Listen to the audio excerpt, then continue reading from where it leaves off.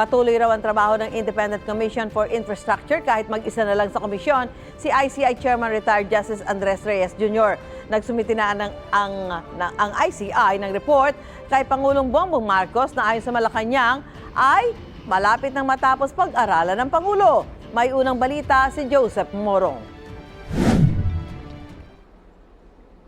5 buwan na simula ng buuin ng Pangulong Independent Commission for Infrastructure o ICI na sagot ng gobyerno sa panawagan ng publiko na may managot sa bilyon-pisong manumalyang flood control project sa bansa. Sa harap ng Manila Overseas Press Club, inilatag ng chairman nitong si Justice Andres Reyes Jr. ang mga nagawa ng ICI tulad ng pagrerekomenda ng kaso o investigasyon sa ilang mga kilalang personalidad tulad ng mga senador, congressman at dating mga opisyal ng DPWH. Bukod pa yan sa mga napa-freeze ng assets ng mga sangkot sa anomalya.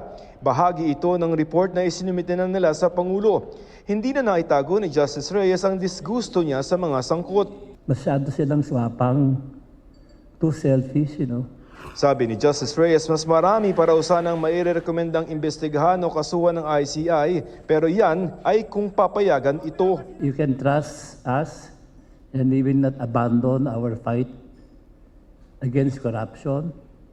We will fight to the very end if allowed. May Independent Commission for Infrastructure o ICI pa naman sa ngayon, pero nalalagay ito ngayon sa alanganin dahil solo na lamang na commissioner si Justice Andres Reyes Jr. matapos magbitiw sa pwesto noong Disyembre ni na dating DPWH Secretary Rogelio Singson at auditor na si Rosana Fajardo. Sana nga more, but wala na akong member . I cannot function because I'm by myself. Marami pang nakabinbin na trabaho ang ICI kasama na rito ang nasa 100 mga kahon ng ebidensya sa mga flood control projects sa bansa na isinumite ng PNP Criminal Investigation and Detection Group o PNP-CIDG.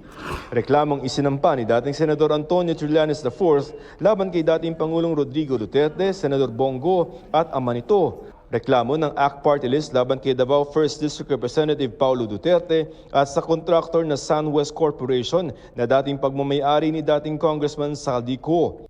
Tinanong namin si Reyes kung ano na ang mangyayari sa mga ito. We are still functioning.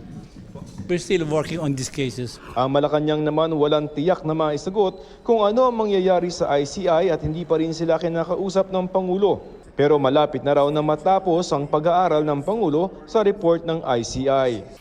Malamang po dito, itong buwan po ng Pebrero ay malalaman na po natin sa ating pagkakaalam. Pero hindi ko po sinasabi na ito na mismo po ang magiging hudyat kung ano magiging desisyon ng Pangulo.